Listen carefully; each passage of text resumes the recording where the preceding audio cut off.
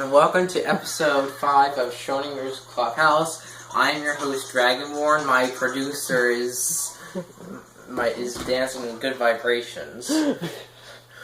And in this episode, I'm actually going to talk about sound, as evidenced by my producer playing good vibrations. Now, you might be asking, what is sound? Well, good question.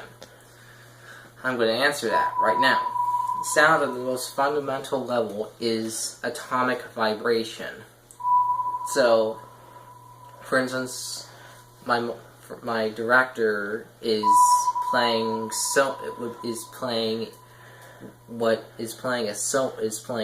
our sonar. So, if we listen, really. I'm trying to produce a video. Anyway, as you can hear, we can all hear sound. Now, at its most fundamental level, sound is atomic vibration brought on by mechanical energy being imparted to it. So, for example, those sonar waves that my director was playing. Let's talk about that. So sound, being atomic vibration, actually works better. Well, the sound can actually travel faster if either the structure is whatever the sound wave, the acoustic energy is traveling through, is more connected, or if it's actually has higher energy and is less dense. So, for instance, a hot gas versus cold gas. Sound waves actually travel faster through hot gas than cold gas because the density of the hot gas is less than the density of the cold gas. And along with that, the hot gas happens to have more energy in it, so it's already moving a lot. So, what acoustic energy actually is, as I mentioned, atomic vibration brought on by mechanical energy. So, for instance, like when you actually play a speaker, that's what that speaker is doing. Is that it is actually moving is oscillating or vibrating very, very quickly, like this, which is causing the atoms in front of the speaker to vibrate along with it. Now you might be asking, that's great. How those vibrations how's that energy get from the speaker to my ear? Well, after those atoms start vibrating, it causes the atoms in front of that to start vibrating, which causes the atoms in front of that to start vibrating. It's basically like a conga line where everybody wants to join in on the vibrational party.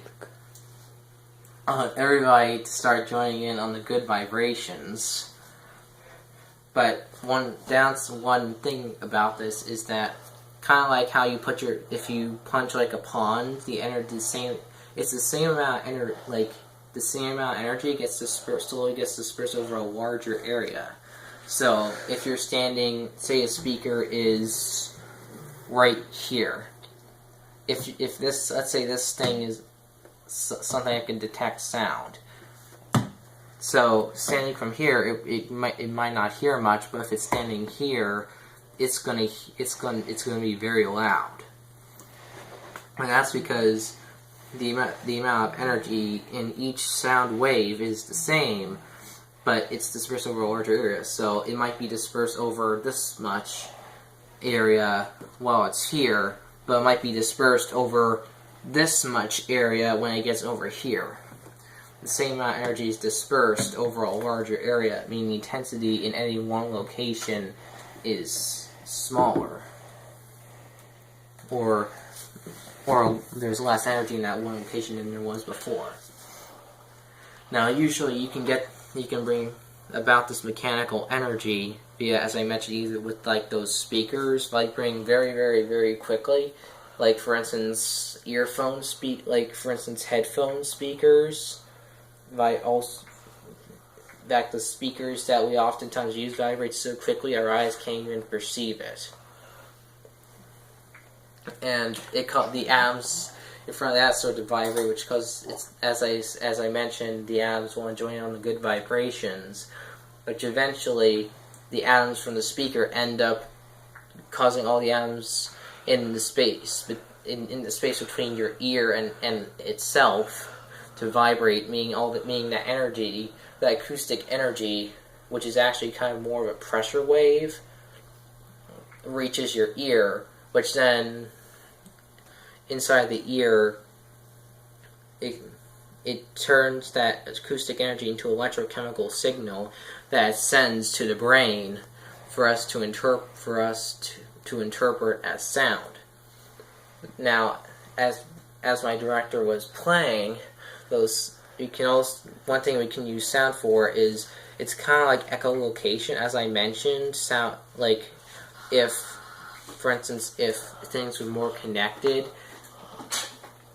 or more bound together, kind of like the gas atoms don't have much of an atomic intermolecular forces between each other, but in a liquid like water, there will actually be stronger intermolecular forces, which means if one atom starts vibrating, it'll start to affect the other atoms more quickly to vibrate as well. Now, density plays a role. Like things that are less dense, sound travels faster through, because in order for a sound wave to move something that's denser, it has to impart more energy into it to get it to move. So, kind of like, I don't mean to insult anybody by this, but a big guy, like for instance, the big muscle guy that you see at the gym, it would take more energy to get him to push him to move than, say, a little kid. That's the reason less dense but more interconnected materials, let sound travel faster through them than denser, less connected materials. So, yeah, that's the basic principle. Those are the basic principles of sound. So I hope you enjoyed this episode of Schrodinger's Clubhouse. I'm your host, Dragonborn. Like and subscribe if you like this kind of content. I'll be producing an episode right after this going to the applications of sound waves. And I hope you have a great day and let the science be with you. Mic drop.